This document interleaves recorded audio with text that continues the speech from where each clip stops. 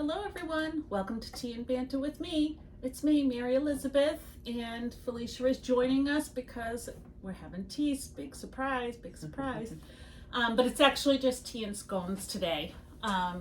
So this video, I have a couple of videos I'm doing, but this video is going to be about Penelope Douglas's series, Devil's Night. And Felicia has not read those, but so I kind of wanted to talk about the Devil's Night series because I think it's very interesting. From YouTube videos that I have watched, people either hate the series or they absolutely adore the series. And so when I watched those, I decided I wanted to read them just to see my take on them. So in the series, there is Corrupt, Hiding, or Hideaway, not 100% sure. I'll put the pictures in. Conclave, Kill Switch, Nightfall, and Fire Night. Conclave and Fire Night are novellas. So I do think you could read the series without the novellas, but they're kind of little tidbits that I think would be helpful onto the next book. Fire Night is kind of the after, just introducing their children and things like that. So let me start by giving kind of a synopsis. So there are four rich boys, high schoolers, who are basketball stars, and Devil's Night is really the night before Halloween. And basically these four rich kids get to do what they want. So they wear masks, they go out, they do pranks, they do whatever. Some of the things they do are not seen as okay. And other things that they do, people just let them do it. Everyone knows it's them, but they can't prove it because of their masks. So, but a few things happen on this Devil's Night, and as a result, 3 of them end up in prison. And the story takes off after that of the 3 boys getting out of prison, and the 4 of them seeking revenge on Rika, who in the first book is the one who turned them in, got them arrested and put in jail. So it's all about these 4 boys and how they're going to destroy this girl's life and basically ruin her every step of the way. When she's in college, a couple of them go into her classes and kind of intimidate her. So there's a bunch of things that happen. When she moves away, all of a sudden they've moved into the same building, or they have already been living in the building. So a lot of things happen to really bully her and make her life miserable. So naturally, each book is about a different one of the boys. The characters, the 4 boys, they're very different. It's almost like each one would make up a whole. You have your funny one, William's your funny one. Damien is your wild card. You can fear him, you don't know what he's going to do next. Kai is more the sensible one, and Michael's the leader. So he kind of rules the roost, per se, in the beginning. Excuse me, I need to pour tea. I'm sorry. I need some tea. So anyway, by the way, I'm drinking Yorkshire tea today for this one. You can have some. Yeah. And with our tea, we're having some vanilla scones, which are good. So getting back to the books, they are very intense.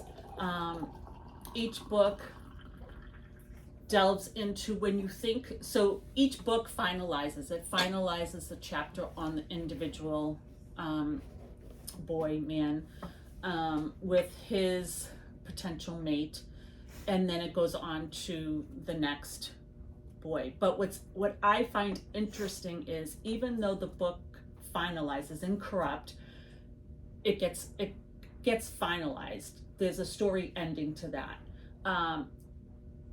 You believe. And so when the next book comes, more information comes out, and there's more to the story than what was in the first book.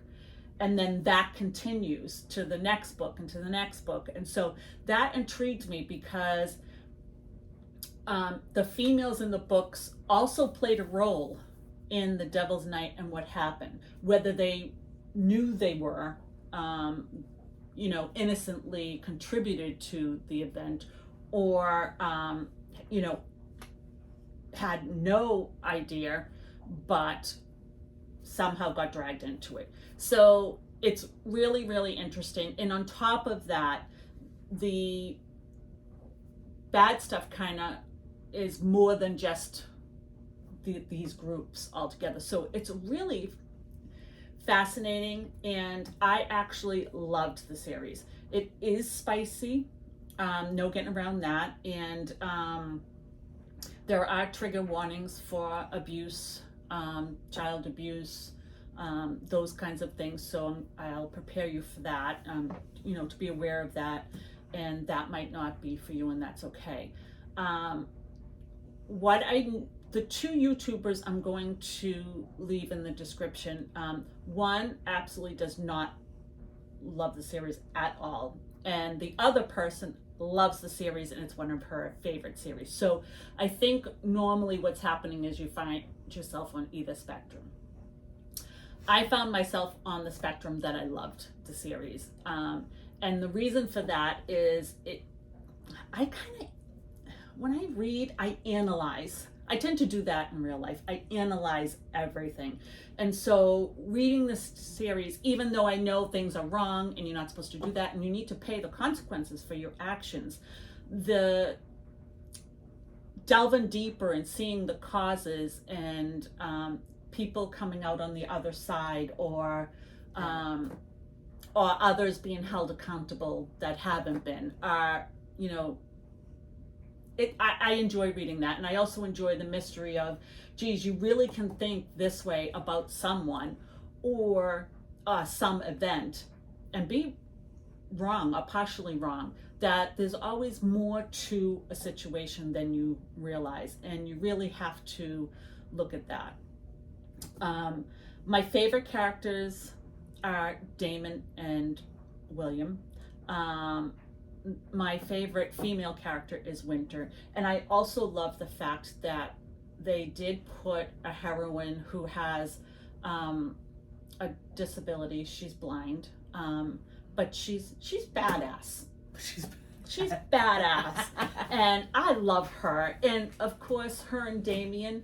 And Damien, I think that was a perfect mate for him, because again, when we talk about who people are and what we perceive, and that's one thing I talk about a lot.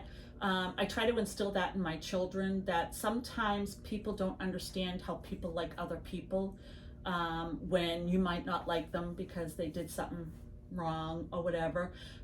But the reality is everyone has a different experience with everyone, and doesn't make what's happened right or wrong, but you can't judge because someone didn't experience that, or they weren't treated that way. And I think Damien and Winter's story is like that. No matter what happens, even though there are some things he does that are questionable and not okay, there is a different relationship when it comes to Winter, and you see that come out. And I think that that's a wonderful thing. And sometimes people can change people, not completely, but they can change people. And